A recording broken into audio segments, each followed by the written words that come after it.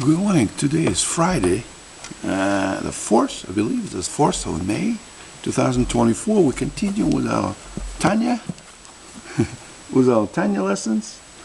And we're on chapter 44. This is recording 72 or 73, I think. We're in chapter 44.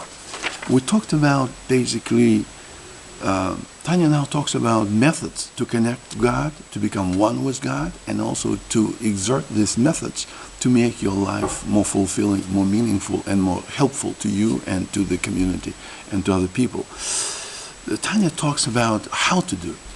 Well, the way to do it, Tanya is simply saying that our soul, divine soul, surrounded by the animal soul, use the garments of thought, speech, and action and pre-thought, essentially, to connect through the mechanism, the way Tanya describes the spirituality of the world, coming from the world of Asiya, then up to the Yetzirah, then to Beria, then to Absolute, to the eternal light. And Tanya uses a concept like in every one of these worlds, like a floor with a hole in it, that you connect through one, the next, like a rope connecting all the way up.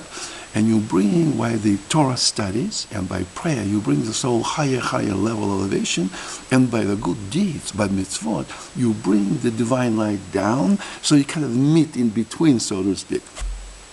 Push and pull together. Then Tanya explains that can reach by, how can a normal person, an average person can reach that level? Reverence of God and love of God. And Tanya differentiates that, and Tanya talks about two types of loves.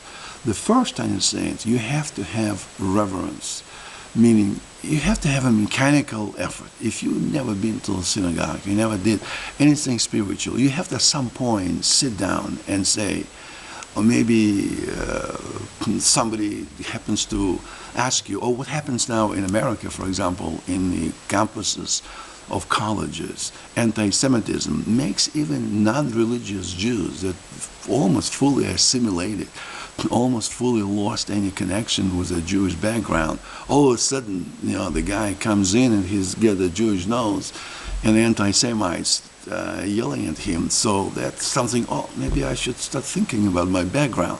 So the least expected turn of events can turn that. In Germany, in 1930s, that Jews called Germany, Berlin was second Jerusalem, New Jerusalem, they call, not second, New Jerusalem. So who needs Jerusalem? We live in Germany, live coffee, dress like Germans, speak German. Who needs everything? Well, in America also, many Jews. That's not to be critical, but it's just the facts of life. Good people, I'm not saying it's bad, but basically lost contact with Judaism. Comes a time that they're reminded that you're not really like everybody else. You're Jews.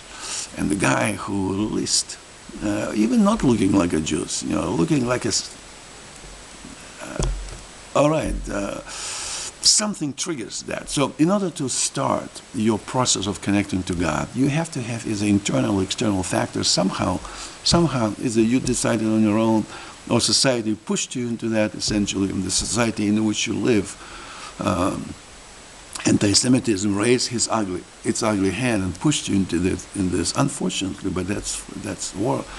That's always been there in history. Now, with internet, with technology, we're just more aware of that. But basically, it's cracking and filtering of mess into light and darkness is happening in our times. Many Haredi religious Jews will say this is a footsteps Mashiach.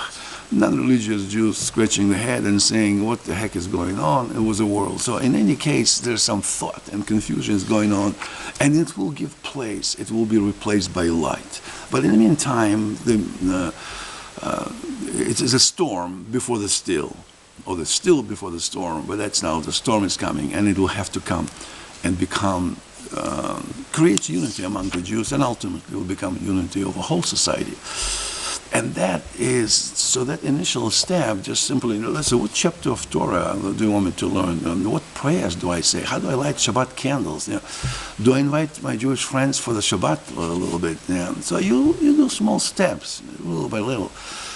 And that will all, then the love of God, the reverence, mechanical. Let me just go, where's synagogue? How do I find a Google map so I can go there? Then you start getting the love. So that mitzvot that you begin to do after that, say, well, the community needs some help. They need to have a soup kitchen. They need to do this. They need to do that. That turns into actions, and together your reverence, your mitzvot, bird we talked before, with two wings. One is reverence, the right wing, and one is love, the left wing, will bring you up and you will be elevated. Your soul, your body, entire thing. That will be, and then, on a further level, people who have been doing it for a long time, the second tier of love gets kicked in, and that's just not just simply saying, everything I have here is all thanks to God. That's lower level of love, very nice. But the higher level of love, to understand that everything is God. God penetrates everything. Or you penetrate God. You are one. And that awesome realization always only hits you like a ton of bricks. And it's so awesome. So you also arrive that into intellectually, not just innate. I am a Jew. I'm a Jew. I love to be Jewish. I don't need to go to synagogue to do all this stuff. That's a lower level connection. You have connection. That is what we talked before. The people gave their life in the Nazi concentration camps. The completely non-religious Jews was given the Torah and a scroll and unroll it and say spit into it. And the guy, completely non-religious, would not spit. And he take the bullet. And people would ask, actually, Torah allows you to do that. You can't desecrate Torah in that case. If your life is at stake. And people, the only three things you cannot do according to the Torah is murder. You can kill somebody. You can't steal your gun and kill him, or else I'll kill you. You take a bullet. You cannot do incest. You can't sleep with your sister, even if it's under the gun. And you can't do idol worshiping. So you can't go to the idol worshiping temple and turn your back towards the holy temple and then start praying to the sun and saying, I don't care for the temple. I don't care. You cannot do that. If somebody forces you to do that, you take a bullet. Everything else. On Yom Kippur, I was just learning in a Talmud Yoma study in my class with Rabbi, I'm learning that on Yom Kippur, if somebody is very sick, and the only thing you can eat pork in order to survive, or else you'll die. You eat pork on Yom Kippur. If you have to. In most cases, you really don't have to. You can suffer. You can be uncomfortable, but not to the point you will die. But if it's something that actually causes your death, all bets are off. In that case, life beats darkness. Light beats darkness. Life beats death. So all that assumes that the society that Tanya is talking about, society is normal, and you have troubles kind of fitting your religiosity into what you think is missing. And Tanya, it's interesting now to compare the Western values with the Torah values, which unfortunately society lost by and large. He says, finding your selfless love, love like a son who exerts himself for the father and mother, whom he loves more than himself, more than his own nefesh, roach, and neshama. And it says, the person does it for an utterly selfless love. Contemplate God as your Father, whom you love so much that you will do anything for Him, even if it costs your life. Like a child, it's a love, selfless love, like a child to his parent. And it says the key to success here is persistence. Since you already have selfless love latently in your soul, you need to develop channels to that love to surface by training yourself to meditate on it consistently.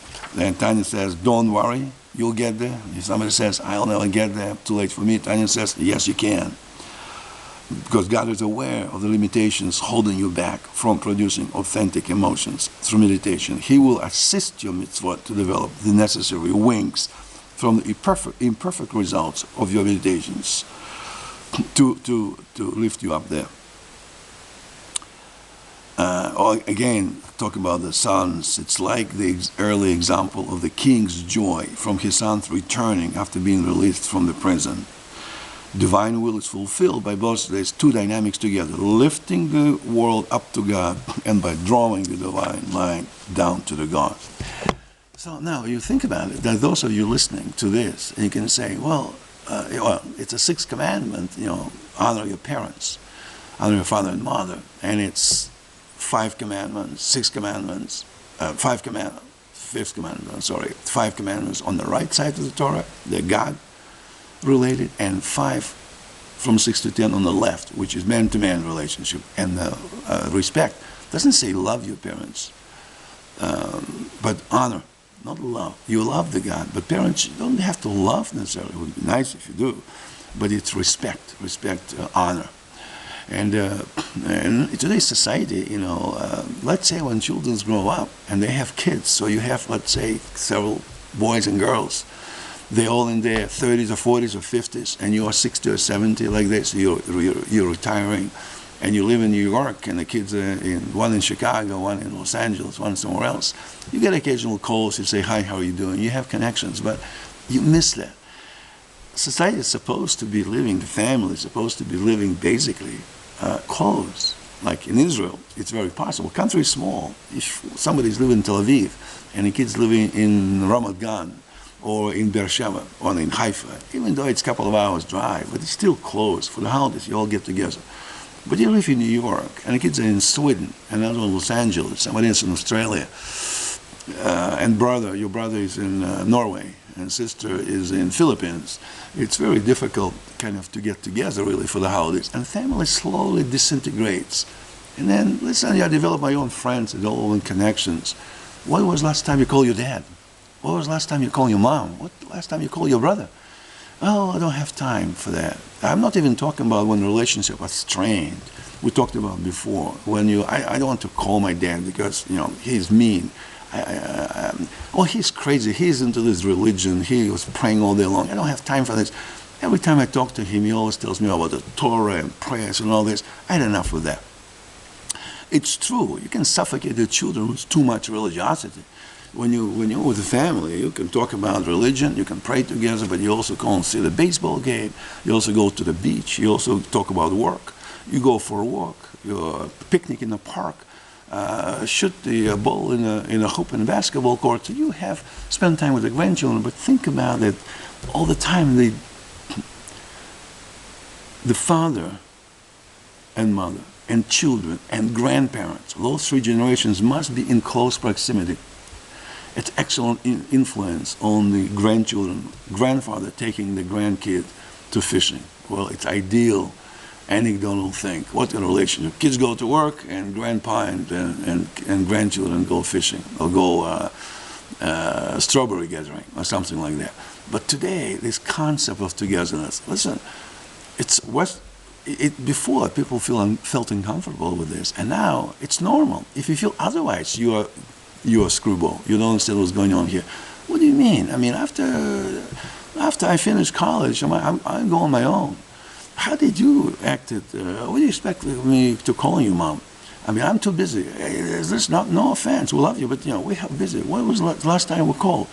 3-4 months ago. But my grandchildren don't even know me. I like to talk to them. I want to tell them the story.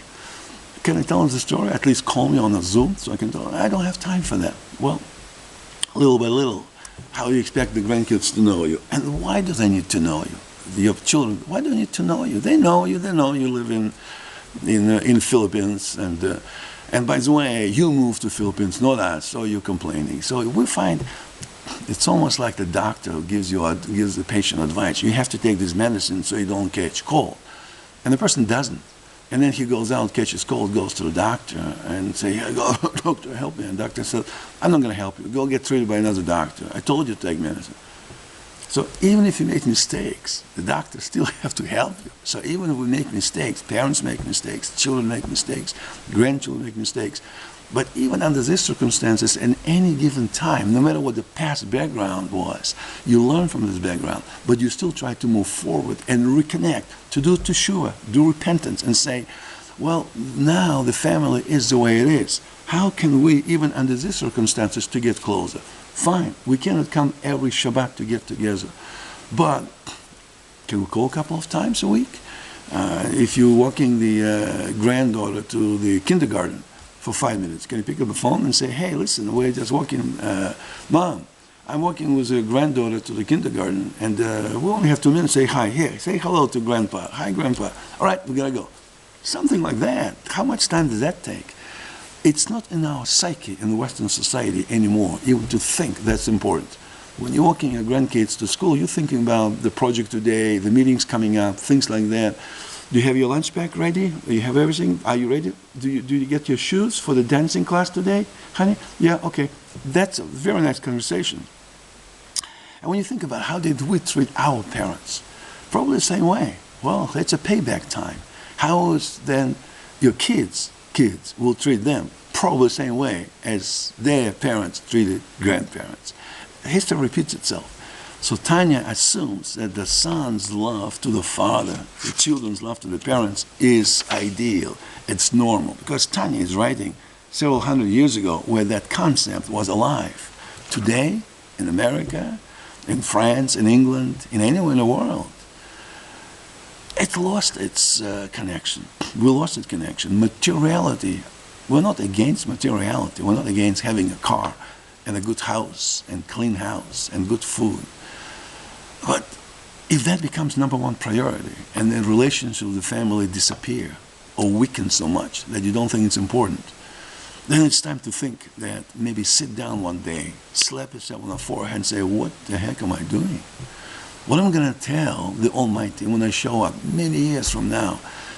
When God will ask me, what did you achieve in your life? You can say, I was a champion of basketball in school, and I was a swimming contestant, and I always had I am a good cook. I have a nice house, and I was president of the company. Or God will say, this is all about you. What did you do to others? What did you do to your dad? Did you call him when he earned for your call? Did you visit? Well, we went to visit to Sweden from California, but they live in Norway, and well, it's so close. Why didn't you stop by? Well, we're so busy. We are touring the country, and the schedule was so tight. We didn't have time. You didn't have time. Priorities. So when you think about it, how you treat others is how you want to be treated. At that time, when you're in your 30s and 40s, and your kids are 5, 10, 15, 20-year-olds, you don't see it. But then later on, when they are after 20, go to college and move to Michigan, and you're alone with your wife or with your husband, and you start missing that, and you're now in your 60s or 70s, then it hits you. What did I do? Hopefully, it's not too late even at that time. Hopefully, what Tanya is teaching us now will send a message to you, the son who is listening to dad, to you, the father who's got estranged kids, to you, the kids who have estranged grandparents, to pick up the phone and make that call and saying, we just went through Pesach, we see what's going on in the world, and it's also a message God gives me. It's also a message to me, to fix, to repair, to do teshuva, to reconnect to the priorities, to connect to the important, to connect to the divine.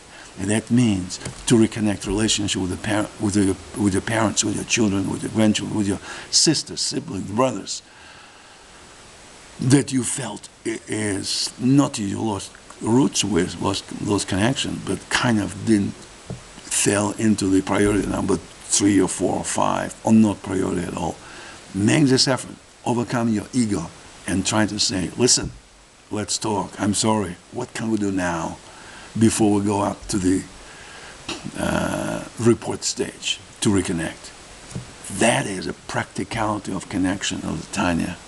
That's practicality. That's a real Torah in action that wants us to connect. That is why you want to elevate yourself. Not because you want to live in a forest, in the woods, pray to God 24 hours, 25 hours a day non-stop, and forget of humanity. On the contrary, you bring the divine down to this world.